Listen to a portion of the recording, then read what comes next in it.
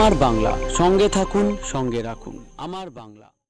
উত্তরাখণ্ডের পাহাড়ে ট্রেকিং করতে গিয়ে 6 দিনের নিখোঁজ থাকার পর 10ই অক্টোবর উদ্ধার কাঁচরাপাড়া সৌরভের মৃতদেহ। তবে কবে সেই দেহ বাড়িতে আসবে তা নিয়ে অনিশ্চয়তা। 12ই সেপ্টেম্বর উত্তর কাশীর উত্তরাখণ্ডের নেহেরু ইনস্টিটিউট অব মাউন্টেনিয়ারিংয়ের পাহাড় ট্রেকের অনুশীলন করতে বাড়ি থেকে বেরিয়েছিল কাঁচরাপাড়া ধানকল ডিফেন্স কলোনির বাসিন্দা সৌরভ বিশ্বাস। 10 দিন হয়ে গেল, এখনও তার মৃতদেহ বাড়িতে এসে পৌঁছল না। সৌরভকে শেষ দেখার জন্য দিনরাত খাওয়া দাওয়া ঘুম উজাড় করে পথ চেয়ে বসে আছে বিশ্বাস পরিবার এবং তাদের পরিজনেরা। সৌরভের পরিবারের চরম গাফিলতির অভিযোগ উত্তরকাশী নেহেরু ইনস্টিটিউট অব মাউন্টেনিয়ারিংয়ের বিরুদ্ধে। 10 দিন হয়ে গেলেও কেন তারা তাদের পরিজনদের দেহ বাড়িতে পৌঁছতে পারল না? মুখ্যমন্ত্রীর কাছে বিশ্বাস পরিবার তাদের ছেলেকে অতি শীঘ্রই ফিরে পেতে আবেদন জানিয়েছেন। তবে মৃত সৌরভের পরিজনের অভিযোগ, কী করে এখনও 27 জনের মৃত্যু ও 2 জন নিখোঁজ এবং তাদের উদ্ধার না করে কী করে আবার 18ই অক্টোবর আবার ট্রেকিং অনুশীলন শুরু করে।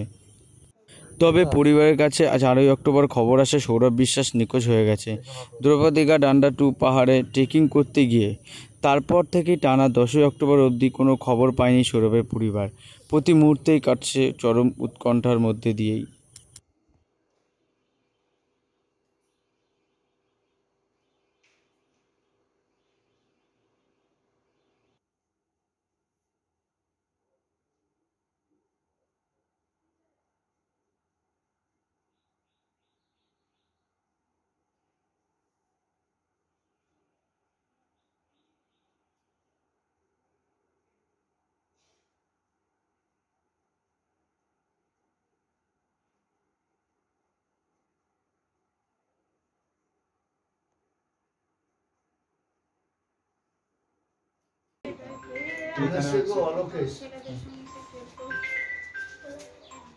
हाँ हेलो, मेरे को थोड़ा तुम लोग का पहला ट्रैक का फोटो भेजना जब तुम लोग उससे गए थे ना, कुछ फोटो पहला ट्रैक का और या फिर अगर कोई भी ट्रैक का।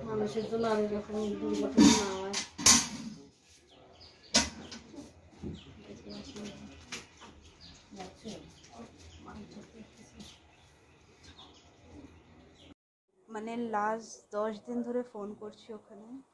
আগে তো ইনিশিয়ালি তো ওরা বডি যেটা কালেক্ট করেছিল ওরা নাম রিলিজ করেনি যতদিন আইডেন্টিফিকেশন হয়নি। তারপরে আস্তে আস্তে ওরা বডি নিয়ে আসা শুরু করলো। আমরা রোজ চেক করি এই ইয়েতে কি অ্যাটলিস্ট ওর এই লিস্টে দাদা থাকবে।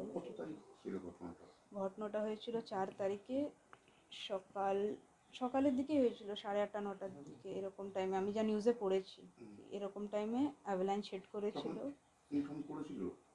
অ্যাকচুয়ালি না, কেন কি নাম্বার ছিল না ওদের কাছে আমাদের। তো তারপরে কেন কি দাদা নিজের নাম্বার দিয়েছিল, ও এটা ভেবে দিয়েছিল কি যদি বাড়িতে জানতে পারে তো টেনশন করবে, আর মার এমনি স্বাস্থ্যটা ঠিক নেই।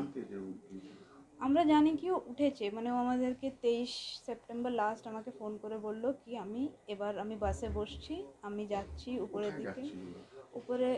উপরে একটা মানে যেই পিকটাই ওরা উঠছিল ওটার নাম হচ্ছে দ্রৌপদীঘাট ডান্ডা 2, মানে ওইটাই ট্রেক করার জন্য ওরা লাস্ট 23 তারিখে বেরিয়েছিল সকালে 8টার দিকে। আমাকে ফোন করে জানালো।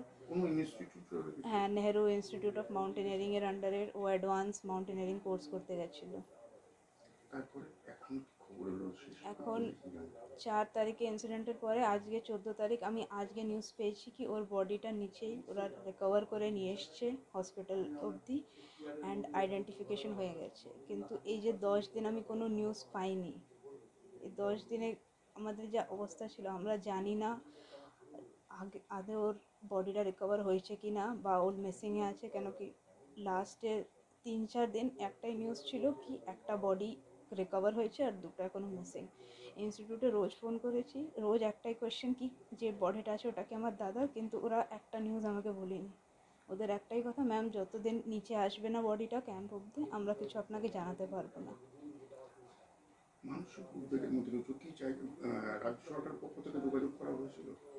হ্যাঁ, আমাকে ফোন এসেছিল ডিএম অফিস থেকে, ওরা খবর নিয়েছিল কি ইনসিডেন্টটা কবে হলো কী হলো। দেন লোকাল থানার থেকে পুলিশ এসেছিলো, ওরা খোঁজ নিয়েছে। এমনি কোনো আপডেট তো কারোর কাছেই ছিল না, কেন কি ইনস্টিটিউট কোনো খবরই লিক করছিল না। ওরা অনেক ওয়েট করিয়েছে লোকজনদেরকে। ইনস্টিটিউটকে এখানে গাফিলতি একটা এই ধরনের এত বড় ইনস্টিটিউট সেখানে এটা দেখুন, এটা ইন্ডিয়ার বেস্ট ইনস্টিটিউট ছিল, ওই জন্য আমার দাদা গেছে। এটা মানে ইন্ডিয়ার সব থেকে বেস্ট রিসোর্স, আর এটার হিসাবে ওদেরকে একটা ব্যাকআপ প্ল্যান রাখা উচিত ছিল।